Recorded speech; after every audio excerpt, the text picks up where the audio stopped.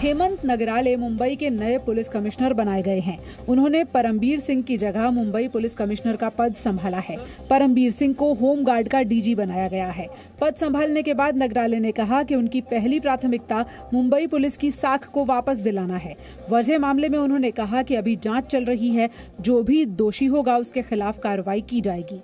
अधिकारी का, किसी भी कर्मचारी का कोई भी इन्वॉल्वमेंट आता है, एनआईए और एटीएस जो अपने केस कर रहे हैं उसमें वो सक्षम है। वहीं बीजेपी ने सचिन वजह मामले में महाराष्ट्र की उद्धव सरकार पर गंभीर आरोप लगाए और पूछा कि सचिन वजह को सरकार में बैठा कौन व्यक्ति बचा रहा था। ये अकेले सचिन वाजे नहीं कर सकते और इसलिए उसमें कौन कौन है इसका भी विचार कि निश्चित रूप से किया जाना चाहिए। फडणवीस के आरोपों पर शिवसेना ने जवाब दिया है। वसूल इंचार्ज कौन होते हैं? हवा में सब नंगे होते हैं। रजनीश सेठ को महाराष्ट्र का नया डीजीपी बनाया गया है। कार में विस्फोटक रखने के मामले में सचिन वजह के खिलाफ एनआईए की जांच में और तेजी आ गई है। एनआईए की टीम ने ठाणे में सचिन वजह के घर जाकर तलाशी ली। इसके अलावा एनआईए सचिन वजह को लेकर माहिम और कुछ और जगहों पर गई और ये जानने की कोशिश की कि संदिग्ध कारों का मूवमेंट कहां-कहां हुआ था। अब पूरा केस फिलहाल 3 कारों पर आकर अटक गया है। पहली विस्फोटकों से भरी स्कॉर्पियो कार, दूसरी इनोवा कार जो स्कॉर्पियो के पीछे पीछे चल रही थी और तीसरी काली मर्सिडीज कार जो एनआईए को एक पार्किंग से मिली है। आज एनआईए ने सचिन वजह के करीबी असिस्टेंट पुलिस इंस्पेक्टर रियासुद्दीन काजी से लगातार चौथे दिन पूछताछ की। बीजेपी ने आरोप लगाया है कि मनसुख की हत्या हुई है और इस मामले की जांच भी एनआईए को करनी चाहिए। वैसे तो पहली कार्रवाई एटीएस ने करनी चाहिए थी और उसके बाद उनकी कस्टडी एनआईए को जानी चाहिए थी, लेकिन एटीएस ने उसमें देरी की है, इसलिए वो मामला भी अब एनआईए को टेक ओवर कर लेना चाहिए। पश्चिम बंगाल में मुख्यमंत्री ममता बनर्जी ने आज टीएमसी का घोषणा पत्र जारी किया। ममता ने कई बड़े वादे किए। टीएमसी ने मैनिफेस्टो में गरीब SC/ST वर्ग को हर महीने 1,000 रुपए भत्ता देने, गरीब किसानों को सालाना 10,000 रुपए की मदद देने, छात्रों को 4% ब्याज पर 10 लाख तक का कर्ज देने, विधवा महिला भत्ता बढ़ाकर 1,000 रुपए महीना करने, 5 लाख नौकरियां देने और बेरोजगारी दर आधी करने जैसी चुनावी घोषणाएं की हैं। आज हमारा मैनिफेस्टो निकालने देर हुआ, ठीक है, लेकिन तब भी आप लोगों ने देखा हमारा तबीयत ठीक नहीं है, हम चलने नहीं पाते हैं, लेकिन तब भी बहुत कष्ट करके, तकलीफ करके हम लोगों का पास जा रहे हैं। ममता ने मैनिफेस्टो को किसी धर्म जाति के बजाय बंगाल का बताया। ममता ने कहा कि बीजेपी से मुकाबले में सिर्फ टीएमसी है। उन्होंने बंगाल में बीजेपी को रोकने के लिए लेफ्ट कैडर से भी टीएमसी के लिए वोट मांगे। बंगाल में मुख्यमंत्री ममता बनर्जी ने आज कोरोना को लेकर केंद्र पर राजनीति का आरोप लगाया है। झारग्राम की रैली में ममता ने कहा कि कई बार मांगने के बावजूद बंगाल को वैक्सीन नहीं दी जा रही। আমি বলছি আমি টাকা দেব, আমি চাই জনগণকে বিনা পয়সায় কোভিডের ইনজেকশন সবাইকে দেব, তুমি আমাকে দাও। নরেন্দ্র মোदी দিচ্ছে না।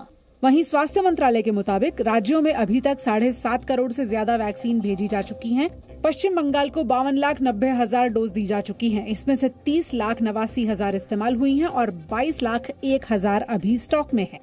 ममता के आरोप को स्वास्थ्य राज्य मंत्री अश्विनी चौबे ने स्टंट बताया है। पूरी तरह से चुनावी स्टंट है।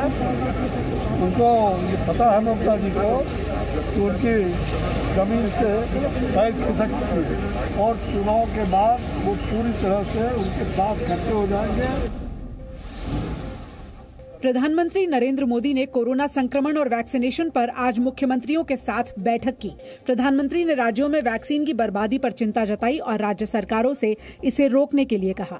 तेलंगाना और आंध्र प्रदेश में 10% से ज्यादा वैक्सीन वेस्टेज है। यूपी में भी वैक्सीन वेस्टेज करीब वैसा ही है। जो पहले आया है उसका पहले उपयोग हो, जो बाद में आया है उसका बाद में उपयोग हो। स्वास्थ्य मंत्रालय के मुताबिक पूरे देश में 6.5% वैक्सीन बर्बाद हो रही है। तेलंगाना में 17.6%, आंध्र प्रदेश में 11.6% और उत्तर प्रदेश में 9.4% वैक्सीन खराब हो गई। प्रधानमंत्री ने इस मुद्दे पर मुख्यमंत्रियों से सुझाव मांगे हैं। कोरोना की दूसरी लहर से 16 राज्यों के 70 जिलों में संक्रमण में 150% की बढ़ोतरी हुई है। प्रधानमंत्री ने नियमों को लेकर ढिलाई बरतने पर भी चिंता जताई।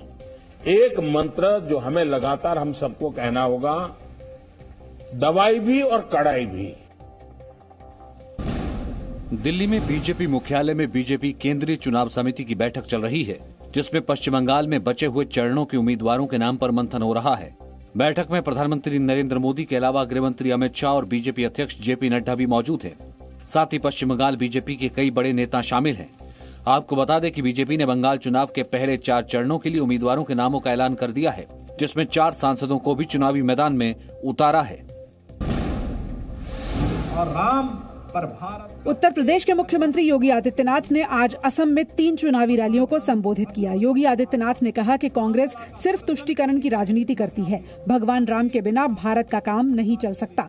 राम हमारा संबोधन है, हमारा शिष्टाचार है, हमारी सभ्यता है, हमारी संस्कृति है, हमारा राष्ट्र का प्रतीक है। राम के बगैर भारत का काम चल ही नहीं सकता है। योगी आदित्यनाथ ने आज होजाई, कलाईगांव और रंगिया में रैलियों को संबोधित किया। रैली से पहले योगी आदित्यनाथ ने गुवाहाटी में कामाख्या मंदिर में पूजा अर्चना की। कल प्रधानमंत्री नरेंद्र मोदी पश्चिम बंगाल के पुरुलिया और असम के करीमगंज में एक चुनावी रैली को संबोधित करेंगे। कांग्रेस नेता राहुल गांधी ने एक बार फिर देश की लोकतांत्रिक व्यवस्था पर सवाल उठाते हुए कहा कि सिर्फ ईवीएम का बटन दबाना ही लोकतंत्र नहीं है। राहुल गांधी ने कहा कि चुनाव तो सद्दाम और गद्दाफी भी करवाते थे। राहुल गांधी ने ये बात ब्राउन यूनिवर्सिटी के प्रोफेसर आशुतोष वार्ष्णेय के साथ बातचीत में कही। An election is about institutions that make sure that the framework in the country is operating properly. Election is about a judiciary that is being fair. Election is about a debate that is taking place in parliament. So Saddam Hussein and Gaddafi used to have elections. They used to win them. BJP ने राहुल गांधी पर देश की जनता का अपमान करने का आरोप लगाया। मुझे लगता है राहुल गांधी के टिप्पणी पर टिप्पणी करना ही बेकार है। अपने देश के लोकतंत्र की तुलना गद्दाफी और सद्दाम हुसैन से करना, इसका लोगों का जो वोट देती है 80 करोड़ जनता, उनका यह सबसे बड़ा अपमान है।